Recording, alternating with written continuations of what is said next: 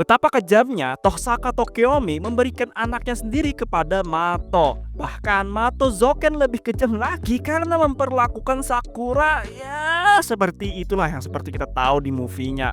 Kenapa Tokiomi dan Zoken memperlakukan keturunan mereka sampai segitunya? Mereka itu seperti tidak menganggap anak mereka sendiri sebagai manusia. Oke, kita jelaskan secara perlahan. Di anime Love Elmeloy episode 2, Elmeloy 2 mengatakan bagi Magus anak itu ibarat benda.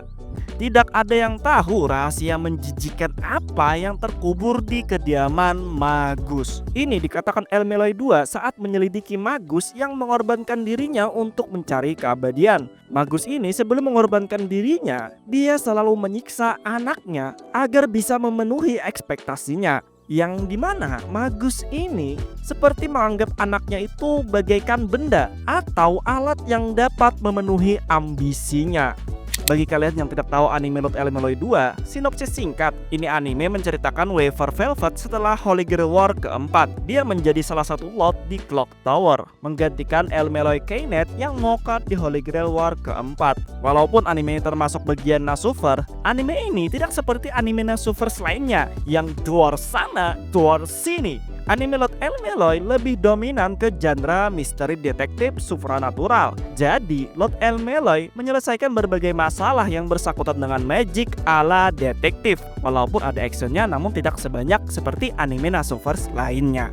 Oke, cukup sinopsisnya. Seperti perkataan Elmeloy 2 di awal, kebanyakan Magus menganggap anaknya itu ibarat benda. Kenapa anak-anak mereka ini dianggap sebagai benda? Lebih tepatnya, mereka cuma dianggap sebagai alat untuk meneruskan ambisi orang tua mereka sendiri. Dalam dunia permagusan, setiap magus memiliki ambisi untuk mencapai akar, atau nama lainnya Akashic Record. Sebenarnya ada apa di akar? Kenapa para magus sangat berambisi untuk mencapai akar?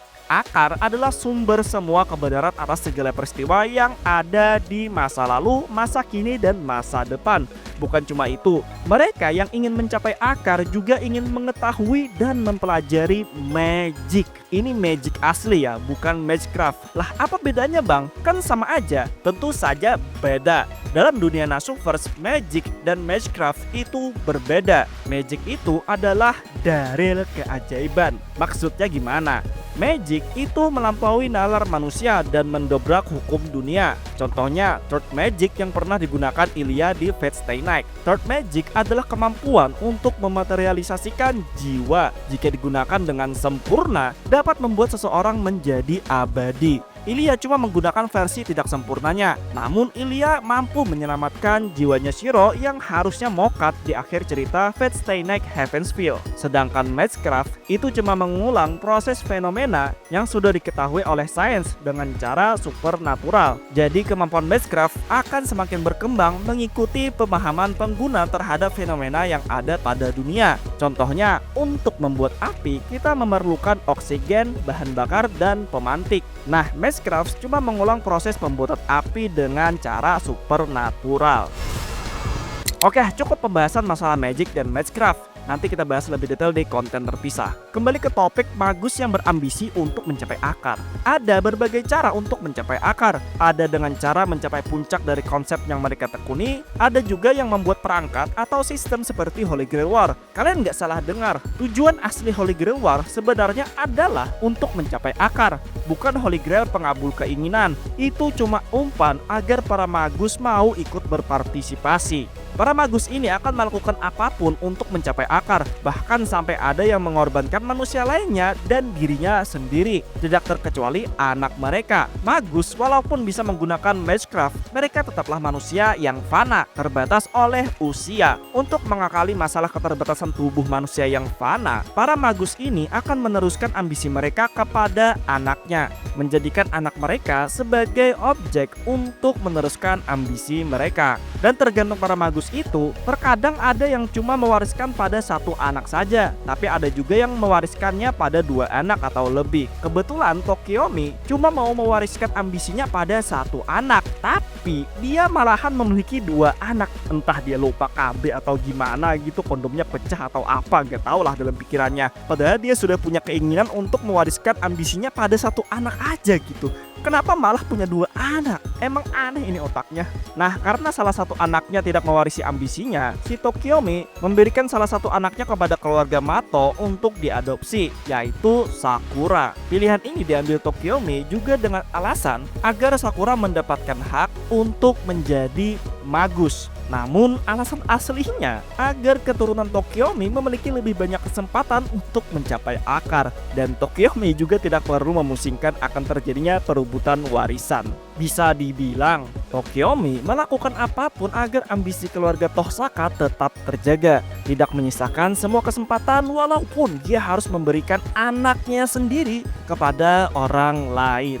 Sebagai magus, Mato Zoken juga ingin mencapai akar. Bahkan dia sampai melakukan penelitian dengan tubuhnya agar dapat bertahan hidup lebih lama. Namun, itu saja tidak cukup untuk menyempurnakan penelitiannya. Untuk mencapai ambisinya, Zoken merencanakan Sakura sebagai Lesser Grail.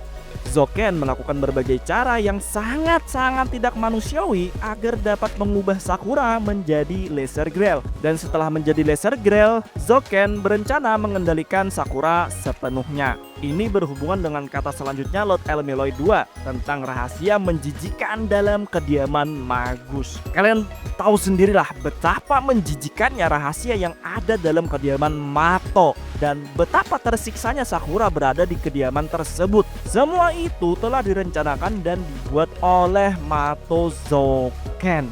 Zoken menanamkan serangga miliknya ke dalam tubuhnya Sakura, membuat nafsu Sakura bergejolak tak terkendali. Tujuannya agar dapat merusak mental Sakura. Ditambah ketika Zoken mengetahui Sakura memiliki perasaan terhadap Shiro, dan juga sebaliknya, Zoken memanfaatkan hal tersebut agar dapat menekan mental Sakura lebih jauh lagi, sehingga Zoken dapat mengendalikan Sakura sepenuhnya. Di anime Lord Elmeloy, kalian akan lebih banyak lagi melihat eksperimen-eksperimen para magus untuk mencapai akar. Ada yang membagi-bagi tubuhnya sendiri untuk mencapai keabadian. Ada yang memanfaatkan anaknya dengan membuat sebuah lokakarya Magecraft demi memaksimalkan kemampuan anaknya sendiri, sampai-sampai mengorbankan warga sipil. Ada juga yang mengorbankan manusia lainnya untuk membuat sebuah lokakarya. Semua yang dilakukan para magus ini tidak lain hanyalah untuk mencapai akar.